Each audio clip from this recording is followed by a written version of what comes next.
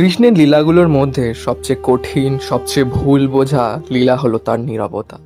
আমরা ঈশ্বরকে কল্পনা করি, যিনি সবসময় কথা বলেন, হস্তক্ষেপ করেন, রক্ষা করেন। কিন্তু কৃষ্ণ আমাদের শেখান নীরবতাও এক ধরনের কর্ম। গীতায় তিনি স্পষ্ট ভাষায় কথা বলেছেন, জীবন, কর্ম আর ধর্মের পথ দেখিয়েছেন। অথচ বহু সময় তিনি নীরব থেকেছেন, যেমন দ্রৌপদীর বস্ত্র হরণের মুহূর্তের আগে।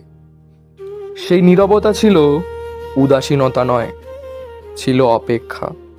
কারণ কৃষ্ণ সব সময় মানুষের হয়ে কাজ করেন না, কখনো তিনি মানুষকে নিজেকে চিনতে দেন, নিজের ভেতরের শক্তিকে জাগাতে দেন। অন্যায়ের বিরুদ্ধে দাঁড়ানোর দায় যেন মানুষ নিজেই বোঝে। এই শিক্ষাই তার নীরবতা।